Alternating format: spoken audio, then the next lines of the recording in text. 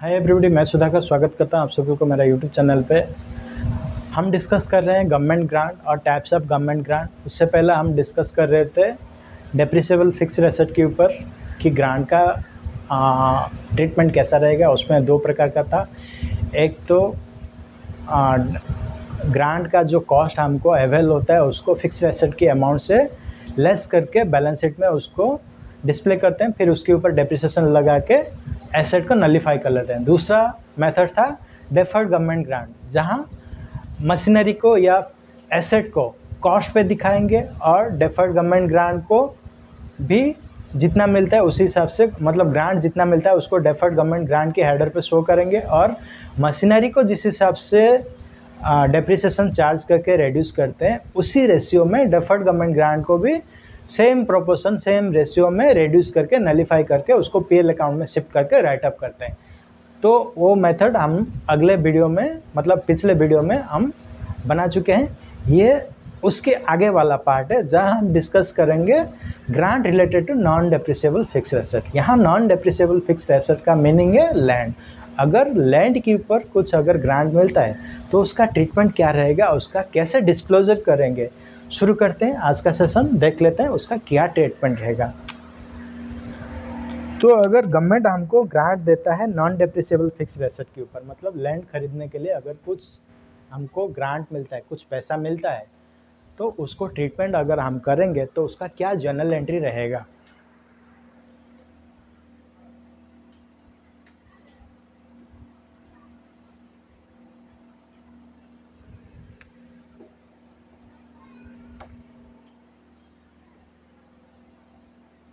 If grant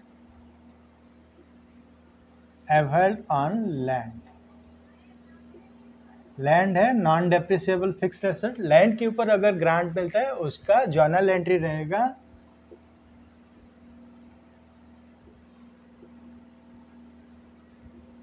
पहला case में bank account debited to land account 100 rupees 100 rupees. 100 रुपये का अगर ग्रांट मिलता है तो 100 रुपया करके इसको डिस्क्लोजर करके काम खत्म। कैश आता है इसलिए बैंक अकाउंट डेबिटेड, और ग्रांट लैंड के ऊपर मिलता है इसलिए लैंड अकाउंट क्रेडिटेड। जैसे हम पहले करते थे फिक्स्ड अकाउंट को, फिक्स्ड एसेट को क्रेडिट करते थे, यहाँ फिक्स्ड एसेट है लैंड, तो लैंड को हम क्रेडिट करके यहाँ डिस्क्लोज करके खत्म। इसका दूसरा मेथड है क्रेडिटेड टू कैपिटल रिजर्व।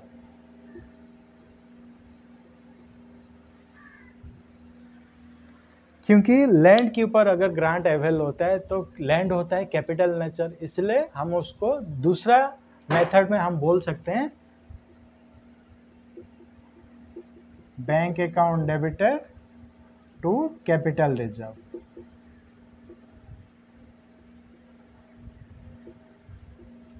₹100 ₹100 ऐसा डिस्क्लोजर करके काम खत्म।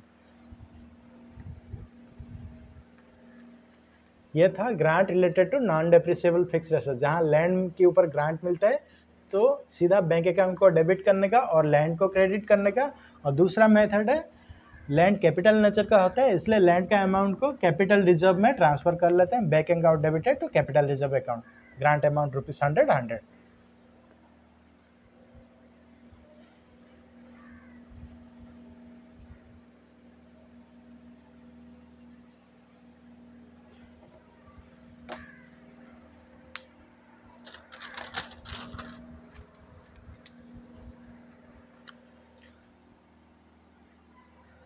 grant related to promoters contribution।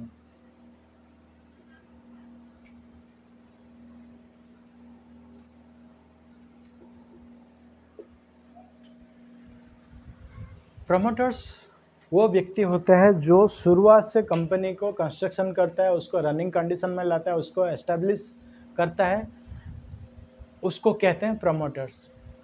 Promoters from the very beginning company को कंस्ट्रक्ट करता है, उसको एस्टेब्लिश करता है, उसको रनिंग कंडीशन में लाता है, उस व्यक्ति को प्रमोटर्स कहते हैं। तो प्रमोटर्स का मतलब शुरुआत से जितना भी कैपिटल का रिक्वायरमेंट है, मतलब जितना भी मनी का रिक्वायरमेंट है वो फुलफिल करके देता है, उसको प्रमोटर कहते हैं। तो इस केस में प्रमोटर को शुरू से लेकर एंड तक जितना भी मनी का रिक्वायरमेंट होता है वो विनियोग करता है या इन्वेस्टमेंट करता है, उसके ऊपर ग्रांट मिलता है।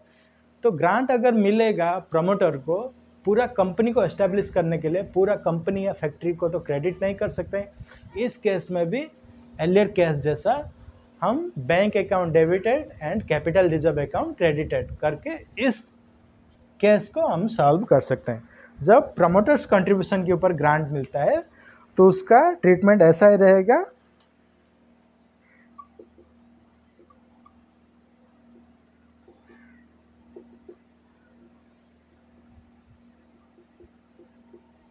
Bank account debited to capital reserve.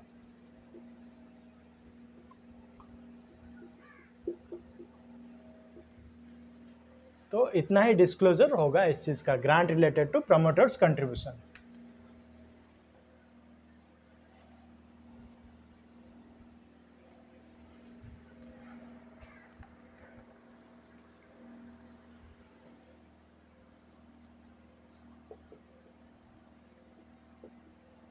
Grant related to revenue nature.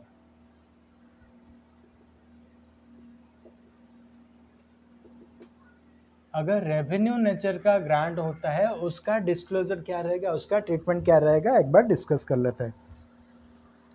For example government order देता है कि कोई बैकवर्ड एरिया में जाकर आप अपना कंपनी ओपन करो, उसमें हर ईयर 100 एम्प्लॉय को, हाँ, या 100 वर्कर्स को एम्प्लॉय करो और उनको हर ईयर 10 लाख रुपया सैलरी दो, तो जाके हम आपको ग्रांट देंगे।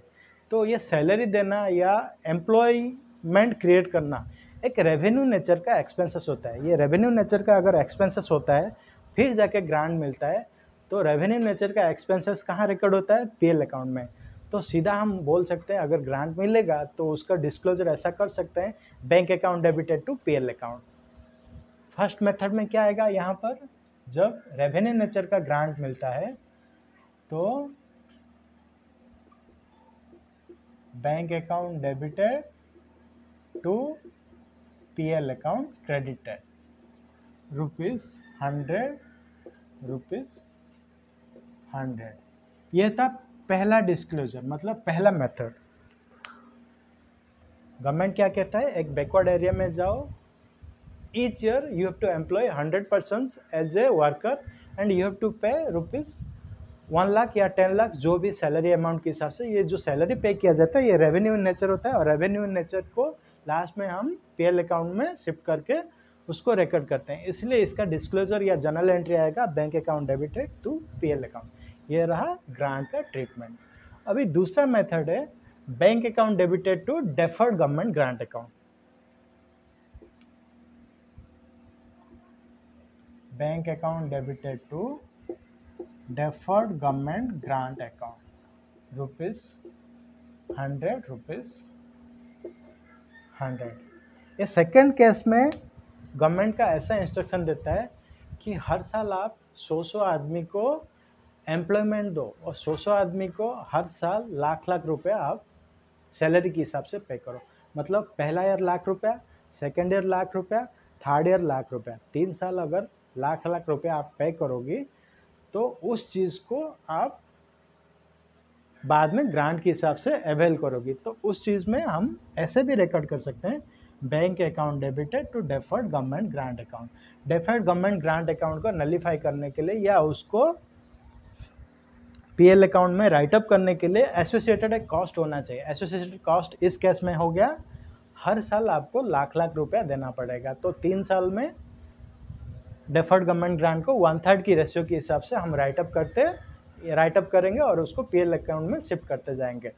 तो ये उसका ट्रीटमेंट है।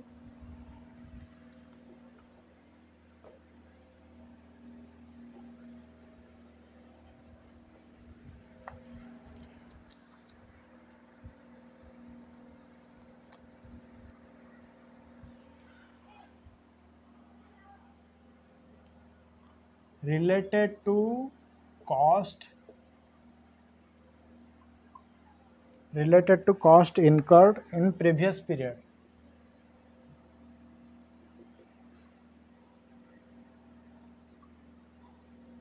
Or no corresponding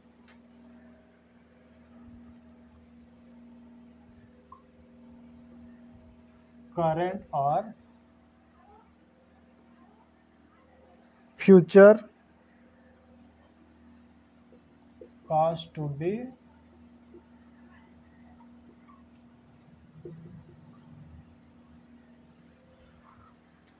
अभी ये क्या कहते हैं, related to cost incurred in previous period, no corresponding current और future cost to be incurred. Government क्या कहते हैं, आप पहला ईयर में 100 आदमी को एम्प्लॉय करो, दूसरा ईयर में 100 आदमी को एम्प्लॉय करो, तीसरा ईयर में भी 100 आदमी को एम्प्लॉय करो और उनको सैलरी पे करो, चौथा ईयर में हम आपको ग्रांट देंगे। तो ये जो सेंटेंस है उसका मीनिंग ये है कि प्रीवियस ईयर में हम रेवेन्यू एक्सपेंसेस इनकर कर चुके हैं, आगे जाके कोई एक्सपेंसेस नहीं करने का या आगे जाके कोई रेवेन्यू या सैलरी पे नहीं करने का, क्योंकि हम ऑलरेडी पे कर चुके हैं प्रीवियस ईयर में। मतलब 1 2 3 3 ईयर के लिए हम ऑलरेडी सैलरी पे कर चुके हैं। फर्स्ट ईयर में 100 एम्प्लॉय को हम एम्प्लॉय करके उनको सैलरी पे कर चुके हैं, सेकेंड ईयर में भी ऐसा ही 100 आदमी को एम्प्लॉय करके सैलरी पे कर चुके हैं, थर्ड ईयर में भी 100 आदमी को एम्प्लॉय करके सैलरी पे कर चुके हैं। फिर आगे जाके कोई कॉस्ट हमारा इनकर नहीं होने वाला है, क्योंकि फोर्थ ईयर में हमको ग्रांट मिलने वाला है। तो ये सेंटेंस का मीनिंग इतना ही है, फर्स्ट ईयर में हमको सैलरी पे करने का है, सेकेंड ईयर में सैलरी पे करने का, थर्ड ईयर में सैलरी पे करने का है, फोर्थ ईयर में जाके हमको ग्रांट मिलेगा।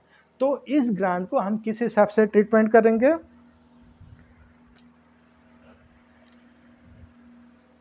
इस हिसाब से हम जर्नल एंट्री पास करेंगे। जर्नल एंट्री में आएगा bank account debited to PL account. इसका ट्रीटमेंट इतना ही है।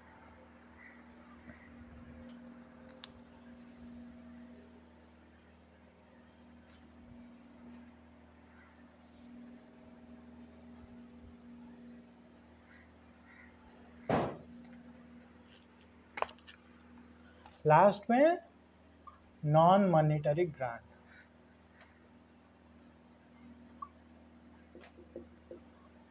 नॉन मॉनिटरी ग्रांट क्या होता है, इसमें हमको कैश मिलने वाला नहीं है, इसमें हमको सीधा मशीनरी मिल जाएगा। तो इस केस में ग्रांट का ट्रीटमेंट कैसा रहेगा, ग्रांट का डिस्क्लोजर कैसा रहेगा, सीधा मशीनरी मिल रहा है तो fixed asset account, fixed asset और machinery account debited to bank account ₹100। तो इसका डिस्क्लोजर ऐसा है, नॉन मॉनिटरी एसेट में अगर सीधा हमको